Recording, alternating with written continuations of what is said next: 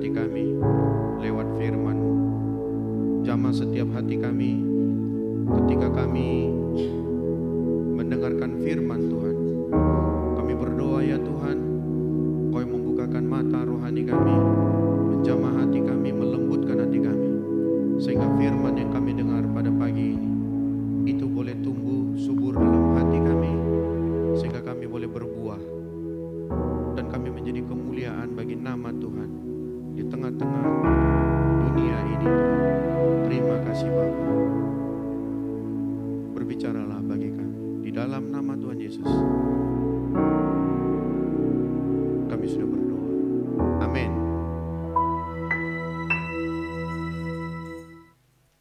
Selamat pagi, shalom saudaraku. Masih banyak teman-teman kita mungkin yang masih di luar kota. Karena gedung kita sudah kita perbesar, tapi kursi-kursinya masih banyak yang kosong. Ini memang hari-hari libur, ya, masih banyak saudara-saudara kita punya program-program yang mungkin ke luar kota, ada juga yang masih sibuk dengan urusan-urusan yang lain. Tetapi itu tidak menyurutkan keinginan kita. Kalau kita ingat masa-masa pandemi dulu, bagaimana kita tidak bisa keluar dari rumah, kita sibuk dengan urusan penyakit, pandemi pada saat itu, mungkin kita tidak terlalu terpikir hal-hal yang lain selain kondisi pada saat itu. Tapi ketika pandemi itu sudah hilang, sudah tidak lagi bersama-sama dengan kita, lalu kita mungkin tidak pernah merasa bersyukur apa yang sudah Tuhan kerjakan pada saat-saat yang lalu. Ada saudara-saudara kita, ada pendeta, ada hamba Tuhan, ada orang yang luar biasa dipanggil oleh Tuhan melalui penyakit COVID kemarin. Nah, kita masih Tuhan izinkan hidup hari ini. Untuk apa? Ada maksud Tuhan untuk pribadi kita. Jadi ada Tuhan kasih kesempatan. Mungkin ada yang kena COVID tapi aman. Pak Penas pernah kena COVID tapi aman. Ya, saya pernah kena COVID 2 kali tapi aman. Ada yang kembali kepada pencipta. Sudah berunding sama Tuhan hari ini. Nah, kita yang masih di dunia, kita masih Tuhan beri waktu. Ini waktunya terbatas. Kenapa? Hari-hari kita pun, umur kita pun terbatas. Bukan jaminan kebun sawit kita beratus hektar maka usia kita berbanding lurus dengan harta kita. Tidak ada itu. Ya, dia tidak berbanding lurus dengan apa yang kita punya. Dia tidak berbanding lurus dengan tingkat strata pengetahuan kita. Mau S2, S3 Tuhan tidak mandang itu. Ketika sudah selesai waktunya, mari datang kembali kepada pencipta. Tapi kita tidak sedang bicara mengenai kematian. Kita sedang berbicara pada apa yang mau kita kerjakan dan seperti apa Tuhan ingin memakai kita dalam masa kita. Ini concern yang Tuhan berikan karena dia berbicara bukan kepada mayat. Dia bicara kepada orang hidup. Dia bicara kepada orang-orang percaya. Dia bicara kepada murid-muridnya yang masih hidup. Murid yang sudah mati tidak dipersoalkan lagi. Nggak ada lagi, itu sudah sejarah saja. Hari ini kita yang masih hidup, ketika kita masih nggak ngapa-ngapain, ketika kita masih biasa-biasa saja, Tuhan sedang mengarahkan kita. Hei, aku mau pakai kau luar biasa. Kira-kira begitu pesan Tuhan hari ini sama kita. Itu sebabnya apa yang sudah disampaikan kepada jemaat, kami siap membangun. Ini senantiasa kita gelorakan, kita sebut-sebut, kita percakapkan, kita bangun. Apa itu? Artinya kami siap membangun. Itu bukan slogan untuk Natal saja, tapi itu adalah peringatan kepada kita. Kami siap membangun. Hari demi hari jalan, minggu demi minggu. Ya, sebentar lagi mau diumumkan presiden yang sah, hasil recount. Jalan waktu terus, jalan terus. Nanti ditetapkan dia jadi presiden, nanti dia berkuasa, dia berjalan, dia melakukan kuasanya, itu berjalan terus. 5 tahun berikutnya begitu lagi, mencalek lagi orang, ya, masuk lagi presiden, pemilihan presiden, begitu terus. Kita pun begitu. Mungkin tahun depan anak kita sudah menikah, lalu kita punya cucu, lalu cucu kita itu menikah, lalu dia menjadi besar, kita menjadi tua. Itu sesuatu yang lumrah berjalan. Tapi Tuhan tidak stop hanya di situ. Dia bukan mau iseng-iseng menciptakan kita. Tapi kadangkala kita yang frustasi melihat, menilai diri kita. Tuhan bilang, kau berharga bagiku. Jangan sia-siakan waktumu hari ini. Jangan sia-siakan kau dengan keluargamu hari ini. Karena aku mau pakai kau luar biasa lewat keluargamu. Lewat pendidikan S2-mu. Lewat pendidikan SMA-mu. Lewat ekonomimu. Lewat profesimu. Aku mau pakai kamu. Tapi kita kadang-kala tidak melihat itu sesuatu yang penting bagi Tuhan. Siapa bilang? Tuhan pentingkan kita. Dia mau pakai kita. Coba lihat. Hari ini kalau kita bilang, Tuhan, kau bikin aja lah suatu mujizat yang besar. Tiba-tiba terbelah dua GKKD ini. Ada jurang di sini. Dalam kali jurangnya. Yang satu ini aman di sana, ini aman di sana. Lalu ini terekspos di media hari ini. Gereja Kristen Kemah Daud di Arengkau terbelah menjadi dua. Lalu orang berbondong-bondong, ribuan jutaan orang datang ke sini. Ada apa, ada apa.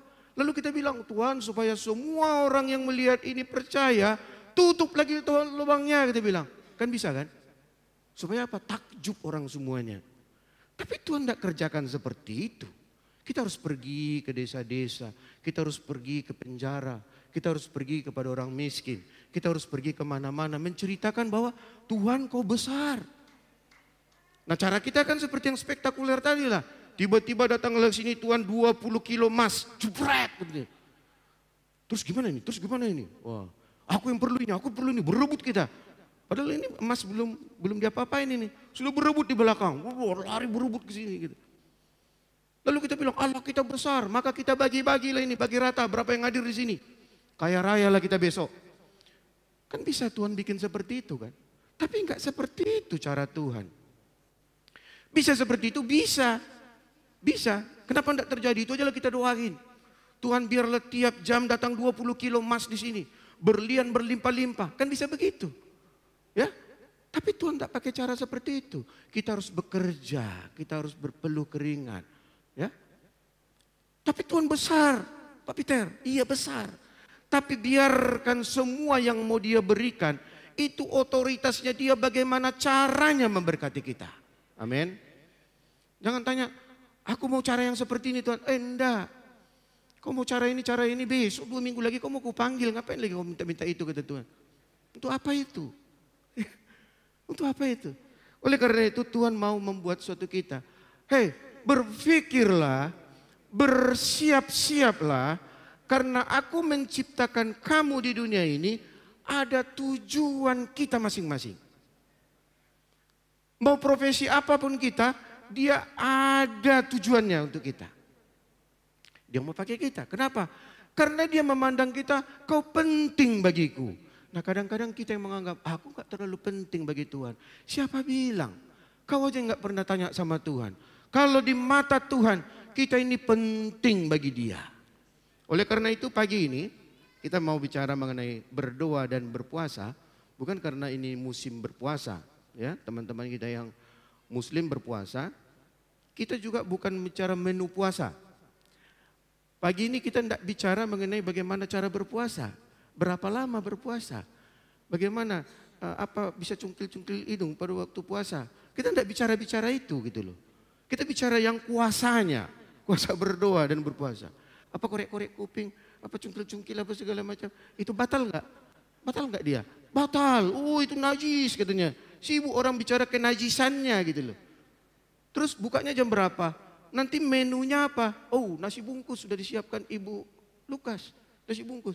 Maka waktu berpuasa pikirannya apanya nanti ya, lauknya apa ya? 2 macam, 3 macam ya? Atau semacam ya? Atau tidak bermacam, hanya kuah saja gitu.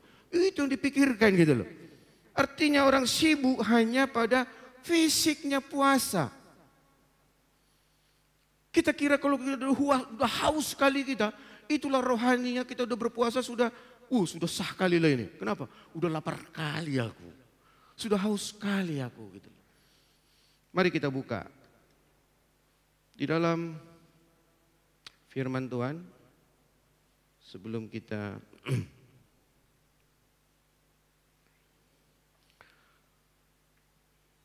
Mari kita baca dari Matius 17 ayat 14 sampai 21. 8 ayat yang mau kita baca, tapi menggambarkan banyak sekali kejadian dan banyak sekali makna rohani yang bisa kita lihat dari sini. Matius 17 ayat 14 sampai 21. Kita baca berganti-gantian, yang ganjil, yang genap dulu, yang genap yang pria, yang ganjil yang wanita bersama-sama. Suaranya kita bikin sekeras-kerasnya karena hanya 8 aja. Supaya masuk ke rekaman, maksudnya keras-kerasnya. Mari kita baca Matius 17 ayat 14 sampai 21, yang genap yang pria bersama-sama, nanti yang ganjil yang wanita. 1 2 3. Ketika Yesus dan murid-muridnya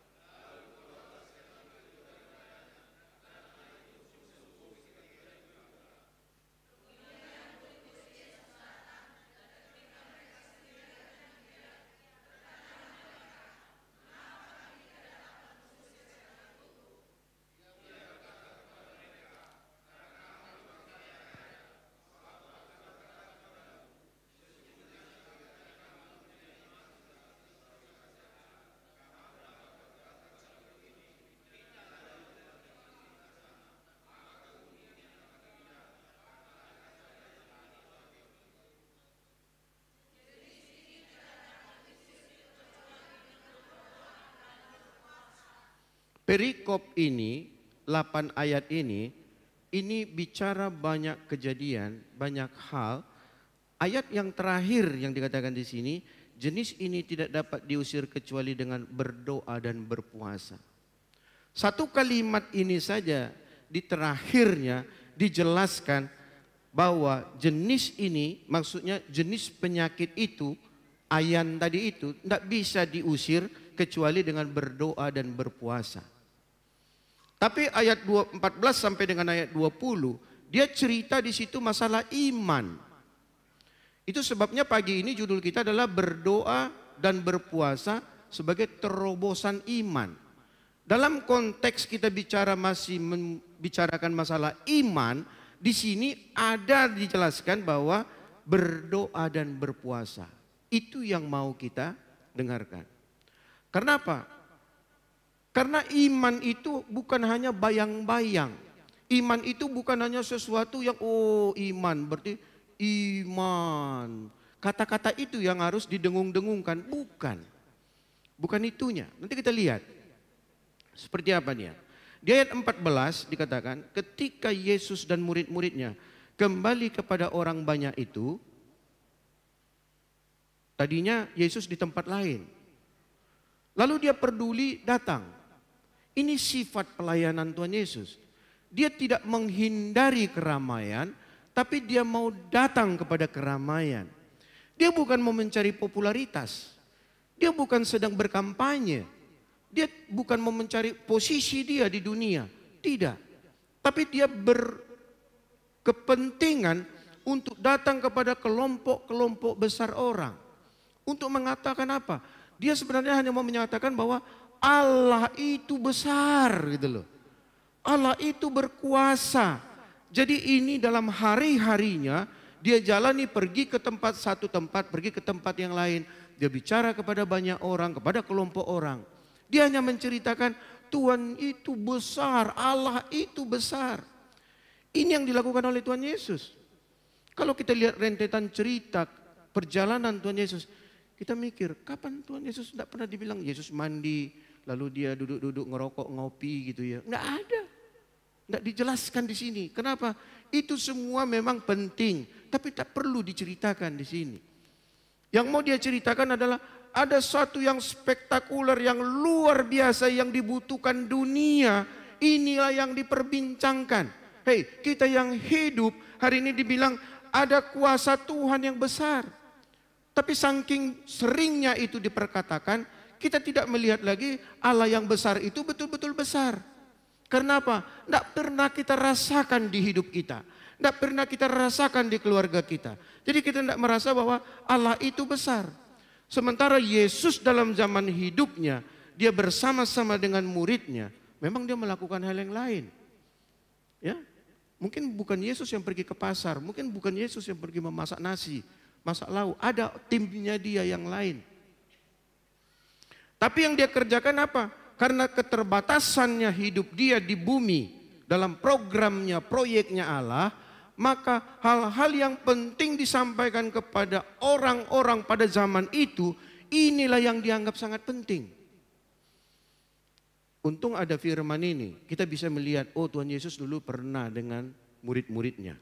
Oh dia pernah dulu datang kepada kelompok-kelompok orang. Ya, dia mau mengapa? Dia mau nyari tahu gitu loh. Di ayat 14 sebenarnya, datanglah seorang mendapatkan Yesus dan menyembah. Ada orang ibu-ibu datang melihat Yesus ada di kerumunan itu, dia datang mendapatkan Yesus. Dia datang ke alamat yang tepat. Dia punya persoalan di dalam diri dia. Anaknya sakit. Ini ada persoalan.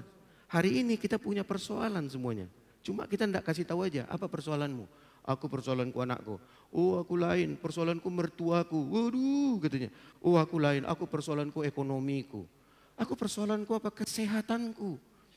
Ya. Aku persoalanku adalah ekonomiku. Aku persoalanku adalah ada anakku di rumah yang enggak selesai-selesai persoalannya. Habis dari narkoba ke narkobi, semua nar semua gitu. Habis pikiranku, habis waktuku hanya memikirkan masalahku. Sama seperti ibu ini. Mahasiswa jangan bilang walaupun belum punya keluarga, tak punya masalah. Ada masalahnya. Apa? Aduh susah kali aku. Setiap kunyatakan ditolak. Apanya yang kau nyatakan? Keinginanku sama dia ditolak. Nah, itu persoalan buat dia. Buat bapak-bapak tidak ada lagi persoalan. Kita sudah ada pasangan. Ya. Tapi setiap kita yang ada di ruangan ini, kita punya persoalan. Ada yang kita membawa persoalan ini kita urus sendiri. Ada yang kita membawa ini bersama-sama dengan Tuhan. Ada orang yang tidak percaya lagi, apatis dia sama Tuhan. Ndaklah, aku ndaklah didengarkan Tuhan kita bilang. Padahal Tuhan nunggu. Dia nunggu. Ya udah aku udah segini usiaku, mana mungkin lagi kita bilang. Itu kata kita. Tapi Tuhan bilang, apa masalahmu? Ibu ini, dia datang mendapatkan Yesus. Mendapatkan artinya menemui Yesus dan menyembah. Kenapa disembahnya? Karena tahu dia yang dia datangi ini adalah orang yang berkuasa. Itu di dalam otak dia. Ketika kita datang membawa persoalan kita kepada Tuhan, kita akui dia berkuasa, di situ kita sudah 75% persoalan kita sudah selesai. Tapi kadangkala kita tidak membawa persoalan itu kepada orang yang tepat, pribadi yang tepat, kepada Allah yang tepat. Ya. Kita hanya bisa pemikiran kita sepertinya bisa membilang bahwa masalahku ini, ngapain dah sampai-sampai ke Tuhan. Aku aja lah menyelesaikan ini. Kita tidak mengikutkan Tuhan, tapi wanita ini, seorang ibu ini yang datang kepada Yesus ini, ya, dia datang kepada orang yang tepat, kepada Yesus yang dia tahu. Dari mana dia tahu? Mungkin dari cerita, mungkin dari pengalaman, kejadian masa lalu. Ada dia lihat, Yesus menyembuhkan di mana-mana. Oh, dia punya pengetahuan. Ternyata Yesus bisa menyembuhkan. Lalu dia datang. Ayat 15 katanya, Tuhan kasihanilah anakku. Ia sakit ayan dan sangat menderita. Ia sering jatuh ke dalam api dan juga sering ke dalam api. Ke dalam air. Nah, ini air dan api beda ya. Ia sering jatuh ke dalam api dan juga sering ke dalam air. Ini orang yang ayan. Ya. Nanti kalau mau tahu bagaimana orang yang ayan, itu tiba-tiba menggelepar, tiba-tiba aneh-aneh kegiatan dia. Ya, kadang-kadang dia lihatnya api, dia terjun ke api. Ini permainan roh. Ya.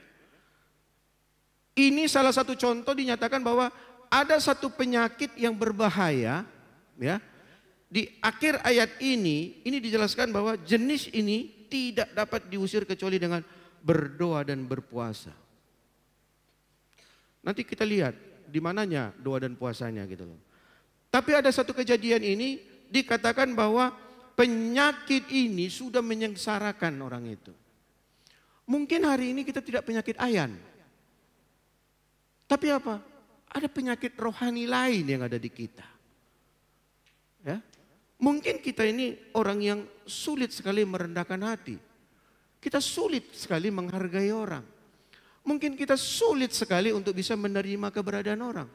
Mungkin kita iri hati terus sama orang. Mungkin kita negatif terus pikiran kita sama orang. Mungkin kita tidak ayan. Ya. Tapi penyakit-penyakit itu mengganggu orang ini, membuat dia tersiksa. Tambah mobil orang di sana, dia yang susah. Dari mana lah uangnya itu katanya gitu. Hah? Kau tengoklah apa pencariannya. Tapi tambah hartanya. Dia yang sakit. Dia sakit. Orang diberkati, dia sakit. Kenapa? Iri hati. Sama dengan orang yang ayan ini. Dia tersiksa oleh penyakitnya. Dia tersiksa oleh penyakitnya. Ya, tapi kita kadang-kala kita penyakit itu kita tidak merasa bahwa kita sedang sakit. Kita sehat-sehat saja. Begitu kita nonton TV kita gembira lagi. Buka TikTok, gembira lagi. Terus datang lagi orang di sana, sukses dia dipakai Tuhan. Hati kita susah. Enggak melayani pun enggak melayani itu, Pak. Lebih rajin Pak Nixon dari situ. Kok lebih hebat pula dia punya anaknya udah sukses sekarang. Katanya sudah di sana udah kerja di anaknya di sana gitu. Susah dia. Kita mungkin disusahkan dengan persoalan-persoalan kita. Ya, ada sakit kita yang tidak sembuh-sembuh. Itu yang membuat kita gundah terus. Kita susah terus. Ya, ada keinginan kita, doa kita yang belum dijawab oleh Tuhan. Kita menjadi susah. Seperti orang yang sakit ayan tadi. Memang kita tidak menggelepar-gelepar. Tapi kita tidak senang, kita tidak bahagia dalam hidup kita. Ketika kau tidak bahagia dalam hidupmu. Ketika masih ada terus rasa tidak puas dalam hati kita. Kita sedang sakit ayan. Kita sedang sakit. Memang tidak disebut namanya sakit ayan. Tapi sakit apa? Sakit galau. Kita sakit segala sesuatu. Tapi kadangkala kita tidak menyadari itu. Ini yang sakit ini harus ditolong oleh orang lain. Karena orang ayan ini tidak bisa lagi membawa dirinya. Tuhan Yesus, aku ayan gitu ya. Tidak lagi. Karena dia pun sudah tidak sadar. Dia harus dibawa oleh orang lain. Peran kita, peran saudara kita.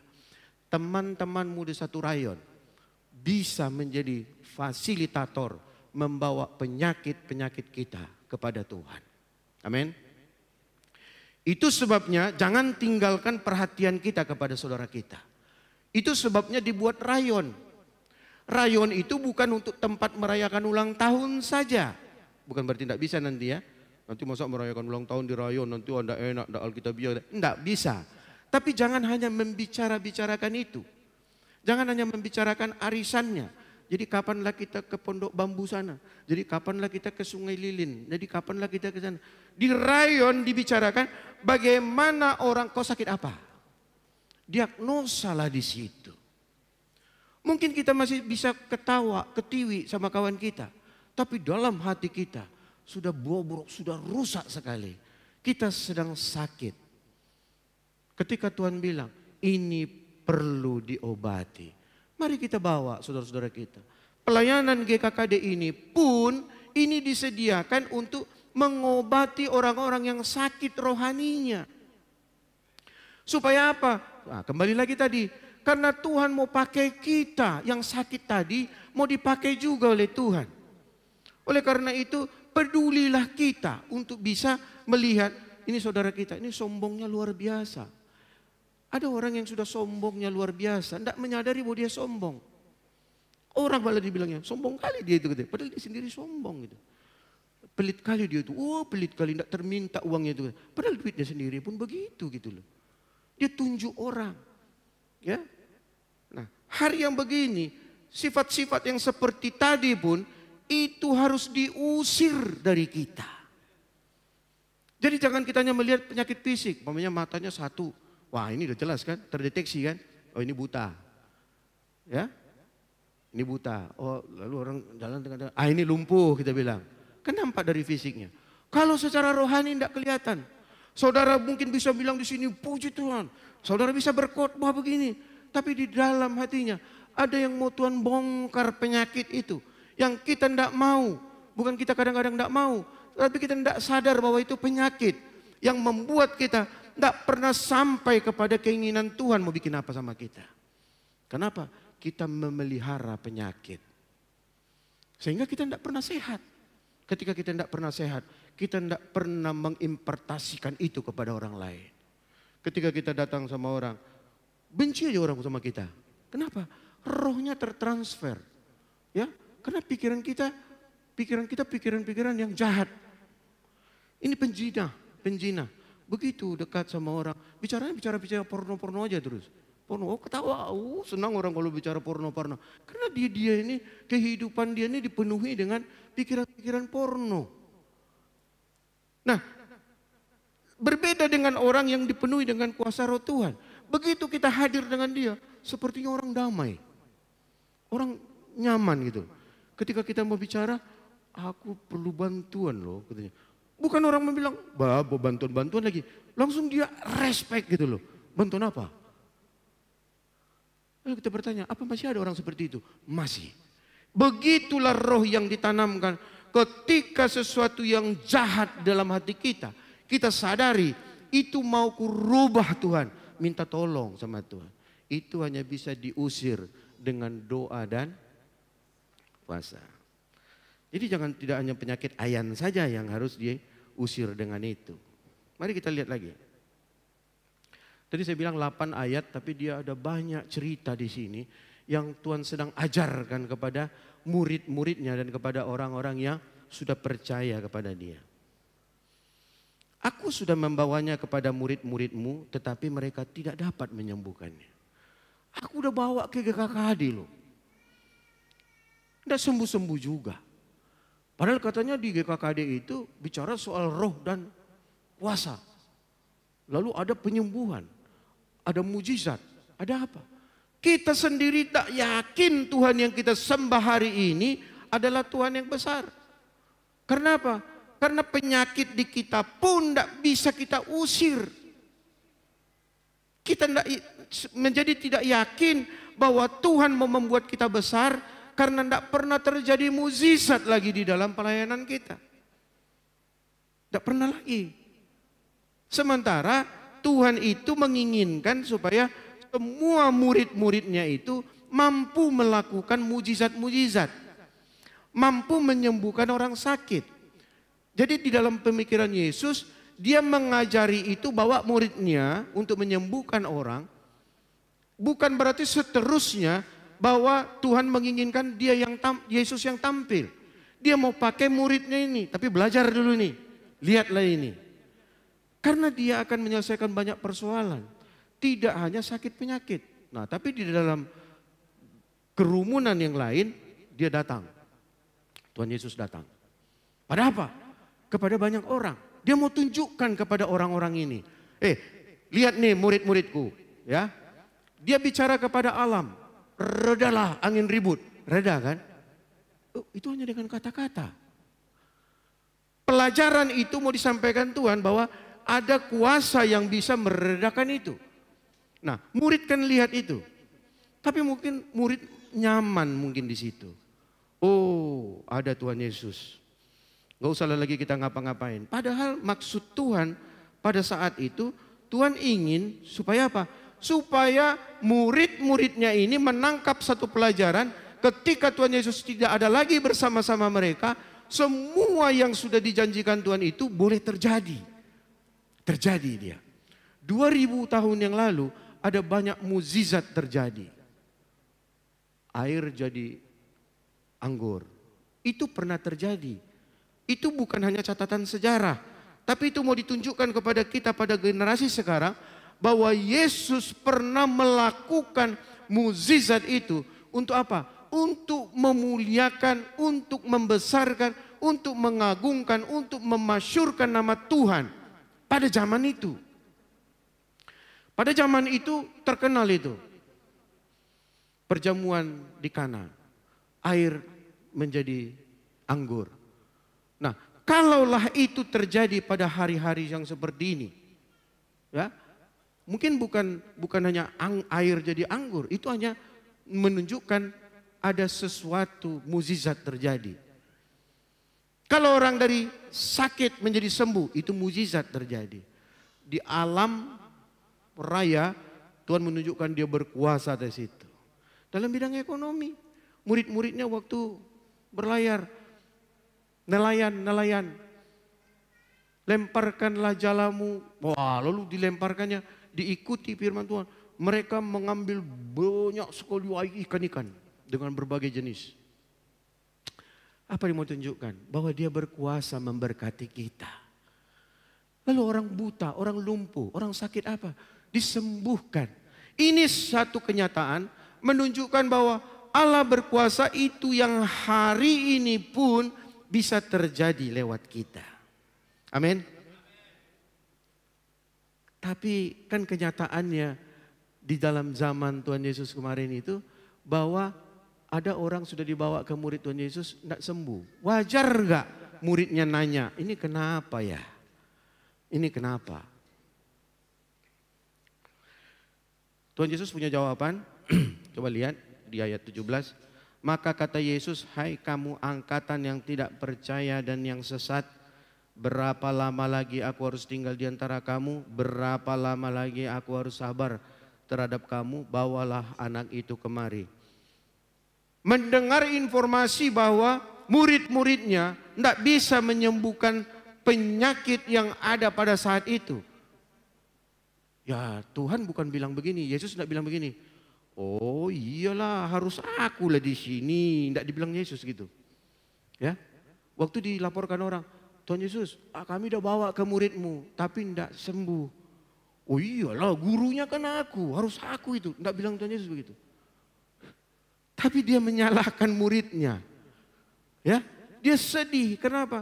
Dia sedih karena muridnya tidak bisa melakukan penyembuhan itu. Harapan Tuhan Yesus itu bisa. Yesus melihat gagal murid-muridku. Ketika banyak orang miskin dibawa datang ke GKKD, tapi tidak berubah dia kondisinya, tetap sengsara. Tuhan sedih sebenarnya. Kenapa? Kenapa tidak? Harusnya aku bawa ke GKKD. Ini orangnya harus menjadi sejahtera. Dia ini orangnya harus menjadi lebih rohani. Tapi kepada kenyataannya kenapa tidak? Tuhan melihat muridnya gagal melakukan ini. Pandangan Yesus kepada muridnya, dia sudah gagal untuk membebaskan orang dari intimidasi, daripada tekanan daripada iblis. Ketika masih ada orang-orang yang kita lihat di sekitar kita terbelenggu oleh kekuatan iblis, terbelenggu oleh roh-roh jahat, terbelenggu dengan sikap-sikap yang tidak bisa berubah. Sebenarnya Tuhan sedih melihat kita. Di mana para pelayan, di mana para pemimpin, di mana jemaat-jemaat ini? Apakah jemaat-jemaat ini hanya untuk dilayani terus hari demi hari, atau apa mau keinginan Tuhan? Tuhan inginkan kita bertumbuh terus, tidak jemaat terus. Ya, bukan hanya sebagai penonton terus di dalam jemaat. Bukan hanya sebagai pengamat-pengamat, pengintip-pengintip, pengkritik-pengkritik. Ya, bukan. Kita mau dipakai Tuhan semuanya di sini. Nah, ada yang mau Tuhan benahi dari kita. Setiap penyakit kita harus berani mau kita bongkar. Kenapa dilihat Tuhan Yesus? Ini dilihatnya muridnya. Aduh gagal muridku. Ini bukan konsep aku. Kenapa? Karena aku mau lewat murid-muridku semua mujizat bisa terjadi, bisa dilakukan. Supaya apa? Supaya termasyurlah nama Tuhan. Jadi saat itu Tuhan kecewa. Itu sebabnya kalau pada hari ini semua penyakit-penyakit rohani, kesombongan, kepelitan, kecurigaan, iri hati masih tetap ada di kita, ini sebenarnya Tuhan lihat ini gagal ini, umatku ini gagal. Ya. Tuhan Yesus kecewa melihat itu. Ini yang mau dibuka, dibongkar semuanya. Ayat 20, mari kita lihat. Ia berkata kepada mereka, karena kamu kurang percaya. Selalu ketika tidak terjadi mujizat, ketika tidak terjadi hal yang Tuhan inginkan, yang dipersalahkan adalah rasa percaya daripada murid-muridnya. Rasa percaya daripada kita. Bukan dia tidak mampu, bukan Allah tidak mampu melakukan itu, tapi di sini dikatakan kita dapat bocorannya. Jadi lain kali nggak usah lagi bilang, kenapa ya aku berdoa tidak berubah-berubah ini. Kamu kurang percaya. Sebab aku berkata kepadamu sesungguhnya sekiranya kamu mempunyai iman sebesar biji sesawi. Dia bicara soal iman lagi. Ya, dia bicara ada iman yang menjadi patokan ketika hal-hal yang spektakuler itu mau terjadi. Hal-hal yang besar yang mau terjadi dari kita dibutuhkan adalah iman. Itu sebabnya konteks hari ini berdoa dan berpuasa sebagai terobosan iman. Kita dalam bulan-bulan ini bicara mengenai iman. Iman inilah yang mau diciptakan, harus ada terbentuk di kita. Tapi menuju kepada munculnya iman ini diperlukan dari kita adalah percaya. Imannya itu dimunculkan oleh Allah di dalam hati kita. Tapi untuk muncul itu di kita dikatakan cukup percaya. Ini yang kadang-kadang mengganggu kita. Kita kadang-kadang bukan karena apa? Kita tidak percaya. Kenapa kita tidak percaya? Kita sudah banyak menggunakan logika berpikir kita, membuat alam rohani kita menjadi tertekan. Yang menonjol adalah pengetahuan kita. Ketika dari segi ilmu medis sudah diteliti dengan luar biasa bahwa penyakit ini kalau sudah begini stadium sekian, kalau kondisinya sudah seperti ini, tinggal menunggu hari mati. Itu kata medis. Pengetahuan itulah yang membuat orang sehingga udahlah kalau sudah begini ini sudah mati. Maka tidak pernah lagi ada orang berpikir kepada mujizat. Kalau kau pendidikan kau sangat rendah, sudahlah. Nggak usah kau bermimpi lagi kau akan dipakai Tuhan dengan luar biasa pergi ke kota lain untuk memberitakan Injil menjadi besar, menjadi berkat. Nggak bisa itu, pendidikanmu nggak cukup. Gajimu itu hanya sebegitu saja, nggak cukup. Pengetahuan dunia kita inilah yang membuat mujizat Tuhan nggak bisa terjadi. Iman nggak pernah muncul. Iyalah kita terima sajalah nasib kita. Tengok dulu sini tangan kau. Karena ke jurang ini nggak mau kerja keras apapun kau habis. Ini kata pungku ini kita bilang. Kita lebih mempercayai ini. Sehingga nasib itu menjadi mengganggu pikiran kita bertumbuh dengan dalam Tuhan. Lalu apa? Kita diajarkan Tuhan jangan percaya nasib. Apa iya bisa? Bisa. Kata Tuhan bisa. Karena Tuhan mau melakukan banyak mujizat, ya. Karena Yesus ini bicara soal iman ini, iman yang sanggup memindahkan gunung, mengadakan mujizat, kan frustasi kita. Coba lihat. Kalau kau punya iman biji sawi ini, gunung ini pindah. Berkatalah ke gunung. Mau berkata ke gunung ini pun kita sudah bisa pindah ya. Enggak mungkin lah. Ya itu kata firman. Wah, kita hiburlah diri kita. Kalau belum terjadi kan itu urusan Tuhan lah itu kita bilang. Ya. Padahal sebenarnya kita tidak percaya. Apa mungkin itu? Gunung itu yang sudah mengakar sampai ke bawah. Kuat dia gunung itu. Gunung batu. Kuat. Bagaimana bisa dia bilang berkatalah kau gampang kali Tuhan, udahlah Tuhan aja lah mengerjakan, kami di belakang aja, kan kita bilang. Padahal Tuhan mau bilang dia mau pakai kita. Tapi ketika secara logika tidak masuk dalam pikiran kita, kita menghambat untuk mujizat itu terjadi. Sulit nggak? Sulit. Di mana sulitnya? Di otak kita, di pikiran kita yang mengganjalnya. Karena kita yang bilang nggak mungkin. Waktu kita mau bicara, nih sembuhkan dulu nih, doakan dulu dia. Kalau sakitnya pilek-pilek, kita masih berani. Dalam nama Yesus pilek, flu, ngantuk-ngantuk, dalam nama Yesus sembuh, kita bilang, yakin kali kita. Ya Pak, ini sakit kanker stadium 4. Ah, kanker. Iya. Oh Tuhan, kalau kehendakmu jadilah Tuhan, sembuhlah dia. Berubah doanya. Bunyi doanya berubah.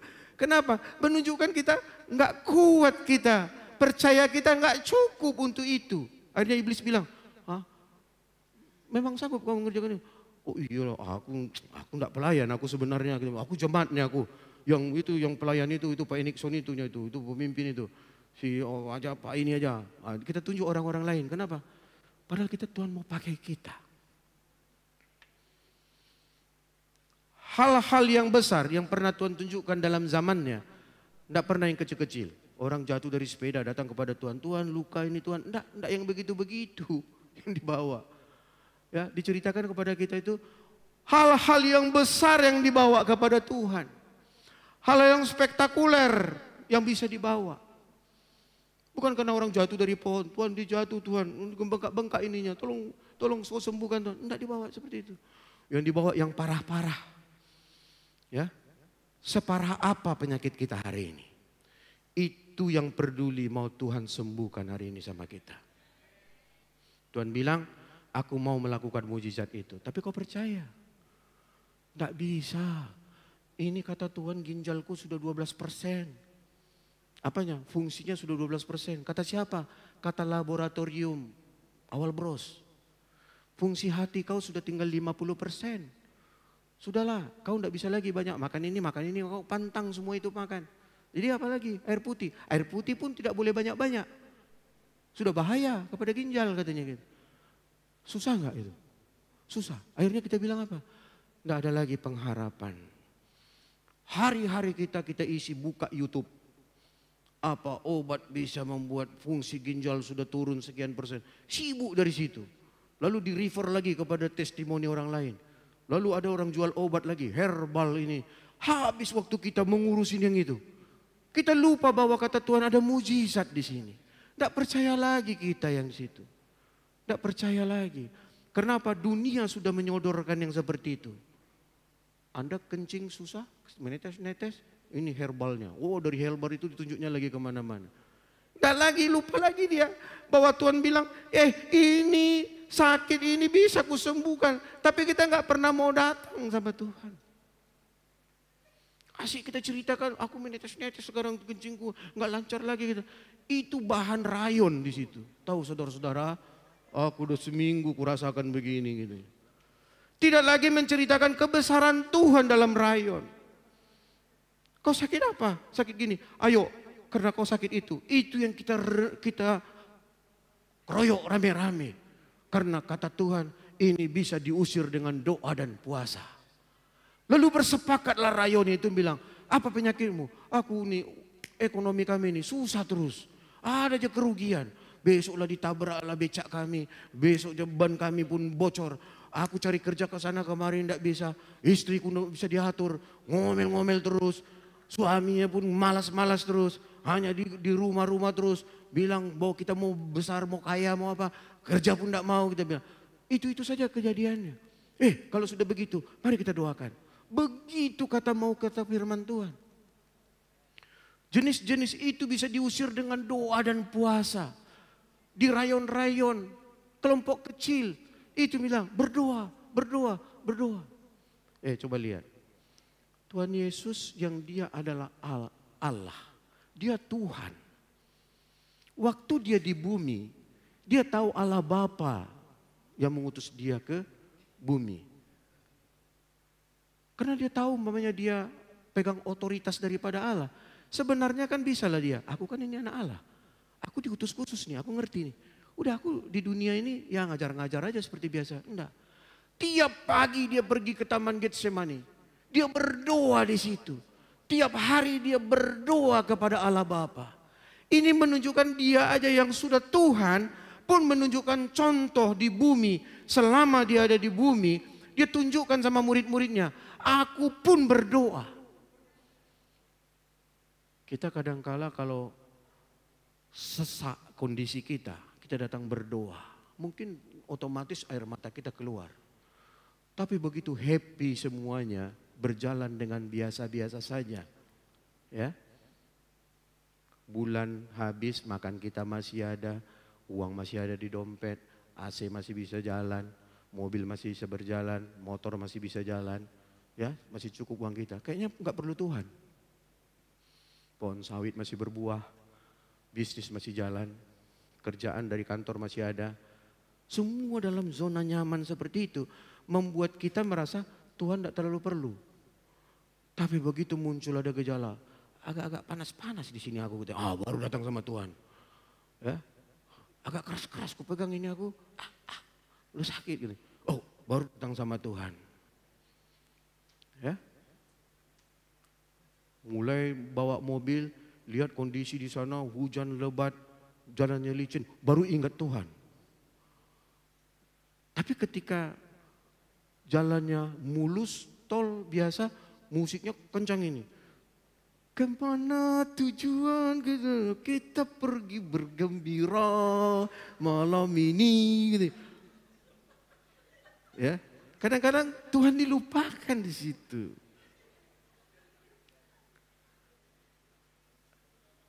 Maka kita jadinya berpikir, ada mungkin baiknya kita disentil sama Tuhan. Kita ingat, oh iya Tuhan. Tiap hari Tuhan berdoa. Menghadapi sesuatu yang spektakuler dalam hidupnya, dia berpuasa. Untuk apa? Sebenarnya yang mau diciptakannya adalah ada kondisi rohani yang mau disiapkannya. Mari kita lihat. Ini yang terakhir. Sudah tinggal 2 menit. Ini sudah ada waktu sekarang ini, sudah bisa dimonitor Pak Benas. 2 menit. Cocok kan? Memang masih banyak yang mau dijelaskan. 2 menit. Ya, oke. Mari kita baca. Matius 17 ayat 21. Jenis ini tidak dapat diusir kecuali dengan berdoa dan berpuasa. Jenis ini, jenis ayat tadi. Itu zaman dulu, zaman yang sekarang. Jenis ini apa? Penyakit di dalam hati kita. Penyakit rohani kita. Itu mau dibongkar oleh Tuhan. Itu mungkin biasa-biasa tidak bisa. Kita bisa untuk kepentingan kebutuhan kita. Kita berdoa dan berpuasa untuk kondisi rohani kita. Jangan bilang, oh kita mau mendapatkan sesuatu yang lebih hebat lagi. Atau kita mau berdoa untuk penyakit syahnu saja. Enggak. Dirimu ketika kau temukan, kok aku rasanya sulit keluar dari keterikatan mengenai pornografi. Aku rasanya sulit sekali untuk bisa mengampuni orang. Aku mungkin sulit sekali aku mungkin bisa memaafkan orang. Sulit kali untuk ini, sulit. Itu tandanya bahwa Tuhan sedang mengingatkan kita, berdoa dan berpuasa kau untuk dirimu. Ini resepnya. Untuk apa? Karena untuk cerita untuk orang-orang yang pengalaman-pengalaman rohani kita baca di dalam Alkitab. Mereka yang kehidupan doa dan puasanya itu besar, maka kita lihat dia melakukan perkara-perkara yang besar. Tokoh-tokoh Alkitab tidak pernah lepas dari doa dan puasa. Bukan ritual itu yang membuat kondisi berubah. Tapi doa dan puasa itu membentuk dia, membentuk pikirannya, membentuk hatinya, memunculkan rasa percaya dia kepada pencipta, kepada Allah. Itu yang dimunculkan. Jadi ketika kita banyak berdoa, kita banyak berpuasa, sebenarnya rasa percaya kita semakin tinggi. Level rohani pemikiran roh, kuasa roh kita itu semakin tinggi. Itu yang mau dicapai dari orang berdoa dan berpuasa. Jadi bukan sekedar kita sudah ikut puasa, kita udah berbuka, besok kita puasa lagi, kita berbuka. Bukan kondisi itu. Tapi di dalam berpuasa, di situ dibentuk sebenarnya pemikiran kita. Rasa percaya kita semakin tebal, semakin dekat. Karena apa? Ketika kita berdoa dan berpuasa, sebenarnya kita sedang mendekatkan kita dengan Allah yang berkuasa itu. Jadi kalau kita mau mendapatkan kuasa, dekatkan kita dengan yang punya kuasa. Dekatkan kita dengan Tuhan. Bagaimana cara kita mendekatkan dengan Dia? Dibilang dengan kita berdoa, kita punya satu hubungan yang khusus dengan Dia. Minggu lalu Ibu Alin sudah menjelaskan bagaimana cara berdoanya. Itu nafas orang Kristen, itu khotbah yang lalu. Ya. Lalu kejadian doa, kegiatan doa ini membuat kita terus terhubung dengan Tuhan. Terhubung dengan Tuhan membuat kuasa Tuhan terjadi atas kita. Lalu muncul rasa percaya, terima kasih Tuhan, kita bilang. Waktu kita berpuasa, kan tubuh kita menjadi lapar, haus. Yang mau dicapai bukan harus lapar dan haus. Akibat dari lapar dan haus tadi, disitulah doa kita semakin rasanya dekat dengan Tuhan. Firman Tuhan muncul dalam pikiran kita. Semakin rema di dalam pikiran kita. Itu yang kita tangkap sebagai sesuatu kekuatan. Tambahlah kita percaya. Ketika percaya, maka Tuhan yang menaruhkan iman. Begitu ada iman di hati kita, terlaksanalah apa yang kita inginkan. Jadi jemaat Tuhan, jangan kita terkecoh untuk pada hanya kepada fisik kegiatan doa dan berpuasa. Habis doa, puasa, udah gitu lagi dia. Malah belum lagi, amin katanya. Itu kan, dia tuh kemarin banyak kali munculnya itu gini, ngomongin orang lagi.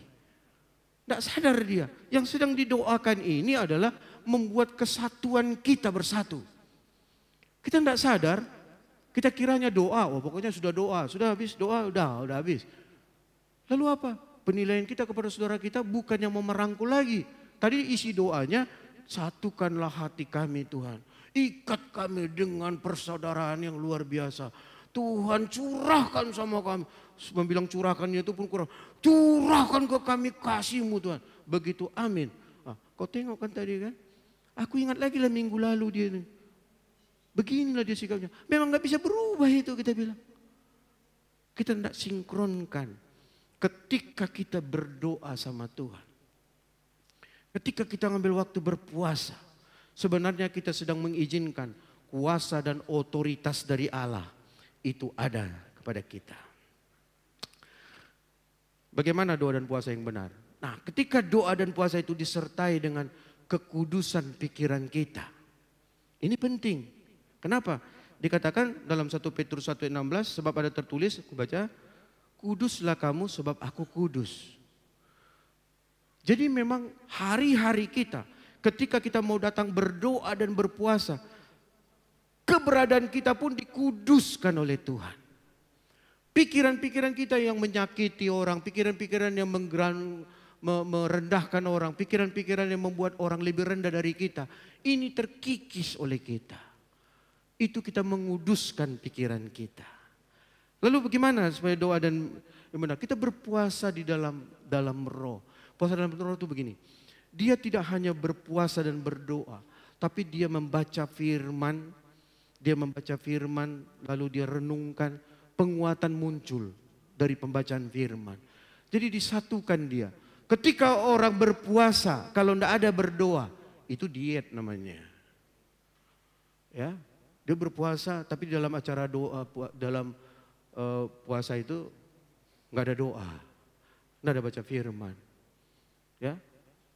Dia hanya diet sebenarnya, diet untuk menurunkan berat badan, menurunkan lemak, ya, membuang toksin, itu tujuannya.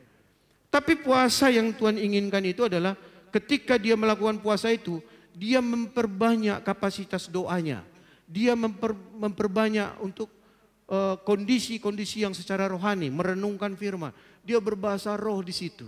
Dia ambil waktu itu, datang kepada Tuhan, menguatkan rohani dia.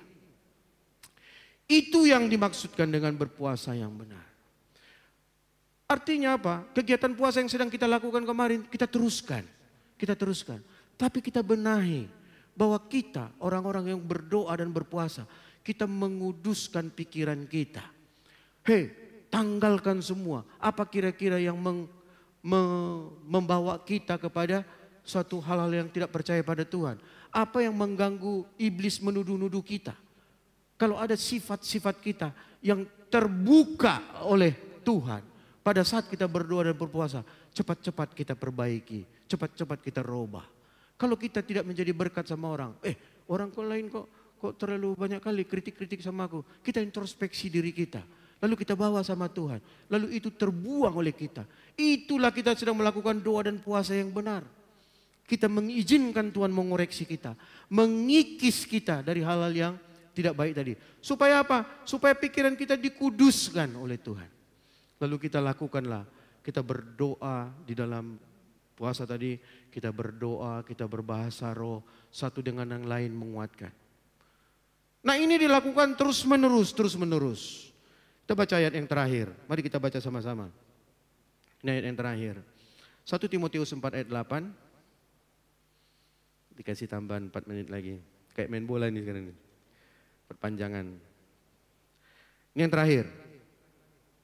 1 Timotius 4 ayat 8. Mari kita baca sama-sama. 1, 2, 3. Oh belum dapat ya. 1, 2, 3. Latihan badani terbatas gunanya. Tetapi ibadah itu berguna dalam segala hal. Karena mengandung janji, baik untuk hidup ini maupun untuk hidup yang akan datang. Latihan badani terbatas gunanya. Olahraga perlu, sangat perlu, yaitu demi kesehatan fisik. Manusia terdiri dari tubuh, jiwa, dan roh. Ketika kita olahraga, kita nge-gym, kita push up, kita lari, kita jogging, ya, itu sedang melatih otot kita. Kita nge-gym, membesarkan otot kita. Ya, kita push up, mengecilkan perut kita. Bagi yang mau kecil perut, kalau tidak mau kecil perut jangan dikecilkan. Tubuh di situ. Latihan badani terbatas gunanya, tetapi ibadah itu berguna dalam segala hal. Tuhan sedang latih kita. Berdoalah seperti Tuhan Yesus berdoa. Berpuasalah seperti Tuhan Yesus berpuasa. Lalu mintalah kuasa. Ketika kita melakukan itu, kita sedang melatih manusia rohani kita. Roh kita yang mau kita kembangkan, kuatkan, hubungkan dengan Tuhan. Ketika kita melakukan doa dan puasa secara teratur, terus menerus, ya, terus menerus, maka lihatlah tingkat level spiritual kita, kepercayaan kita akan firman itu mulai muncul dan mulai kuat. Ketika kita percaya kita sudah kuat, maka di situ kata Tuhan, tidak dibilang Tuhan lagi, hei kamu yang orang yang kurang percaya. Katanya. Kenapa? Karena mujizat demi mujizat, semua yang kita minta dijanjikan oleh Tuhan, itu tidak ada yang mustahil bagimu. Ketika otak kita bilang mustahil, tapi ketika aku datang sama Tuhan, aku berdoa, aku berpuasa yang benar kepada Tuhan. Aku mau memunculkan rasa percayaku kepada Tuhan. Sehingga apa yang kupercaya dari firman ini terjadi.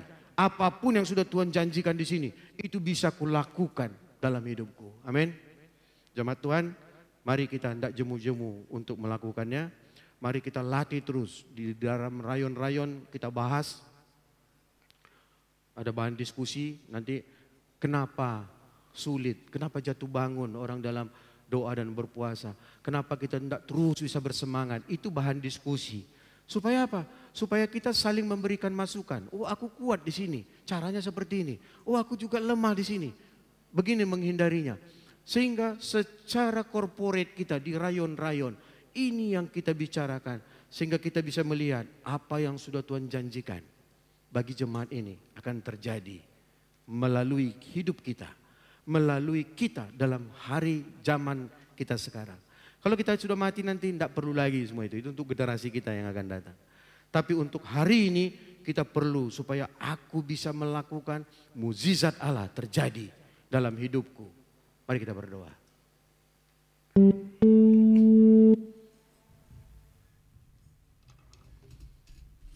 Tundukkan kepalamu. Siang ini Tuhan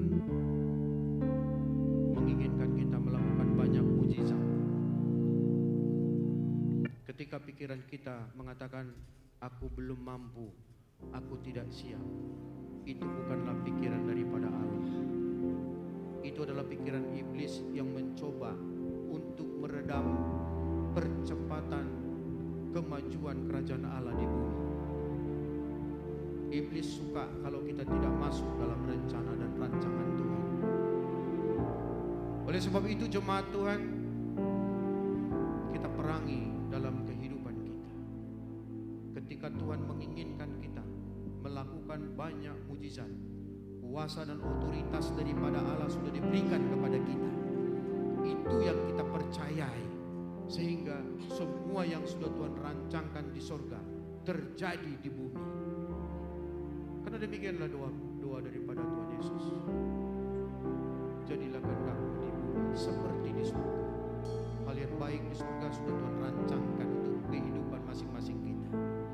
Ketika belum terjadi, kita terus bersemangat di dalam Tuhan, melakukan doa, melakukan puasa yang benar kepada Tuhan, melakukannya dengan tekun. Itu menjadi ibadah kita yang sejati.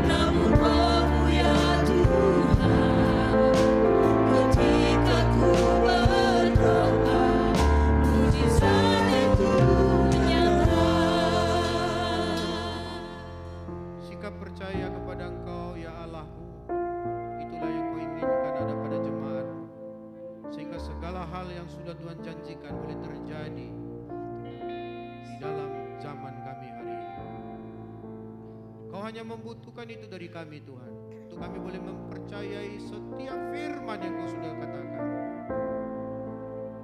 Tumbuh kembangkan Tuhan rasa percaya kami, kuatkan kami ketika kami melakukan doa dan puasa yang benar kepada Engkau, menjadikan ibadah ini itu menjadi ibadah yang sejati bagi kami, yang membawa pertumbuhan rohani kami sampai kepada keinginan hati Tuhan, sehingga banyak hal yang besar, banyak mujizat terjadi Tuhan melalui kami Tuhan.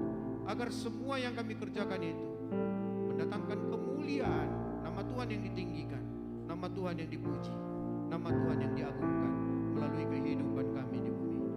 Terima kasih materaikan firman-Mu ini Tuhan bagi kami, bukan hanya sebagai pengetahuan, tapi kami satu dengan yang lain saling mendorong untuk kami boleh